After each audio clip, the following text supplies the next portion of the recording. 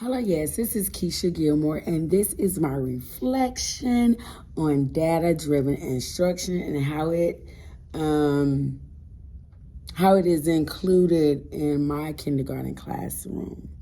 So really, I feel like kindergarten classroom data-driven instructions is very, very important in my classroom, just to be able to find out where my learners are, where my scholars are, and just being able to shape my classroom so I'll be able to focus on what my scholars need each and every day. Data-driven instructions, it also allows me to see not my classroom as a whole. That's one reason, but just to see each individual scholar, like what they need to, what do I need to fix, not fix, but what do I need to teach for that individual students? Because all learners are different. All scholars learn differently. And that's why we do have data-driven instructions to see where the teacher or the educator can make that scholar achieve and be able to learn within their goals, so they can actually move on to the next step. We've already covered this. They've mastered that because of my data-driven instructions. They're able to move forward. Also, different types of assessments, formative assessments, summative assessments, just observations alone is data-driven instructions. It gives a teacher the ability to just, like I said before, teach.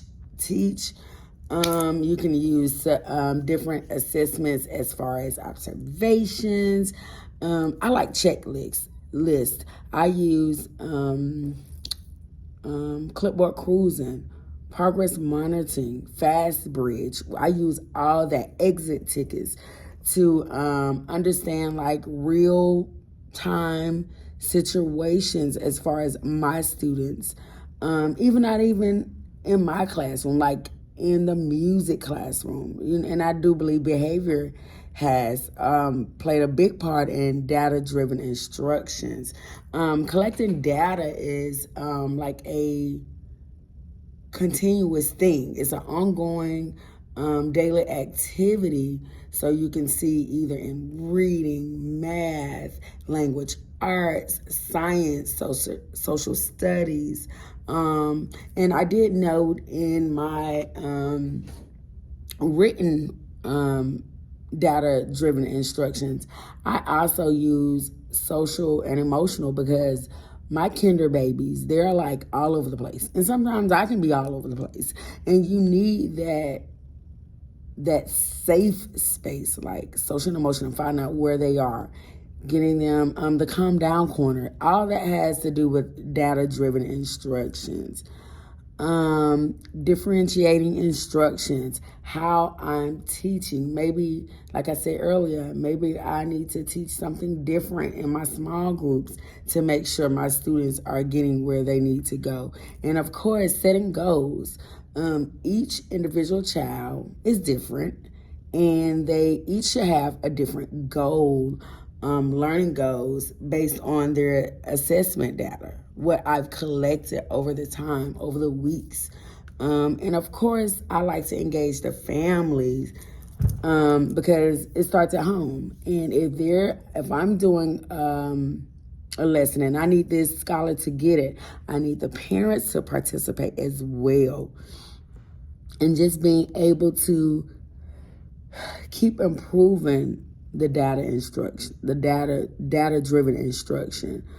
And just be able to set strategies, goals for them to work on. And as far as my peers, I know Dina said something really good in her reading, and Michael made a comment as far as Dina, working together, collaborating with your staff, with the people, the teachers on your team, just keeping that connection to make sure all scholars, not just in my class, but in every class that we enter, just make sure they're collecting data. So we all, as a kindergarten team, will be able to strive and to meet their students' goals, collaborating, reflecting practices on these kids, enriching the learning environment for my scholars, my kindergarten scholars. And that's my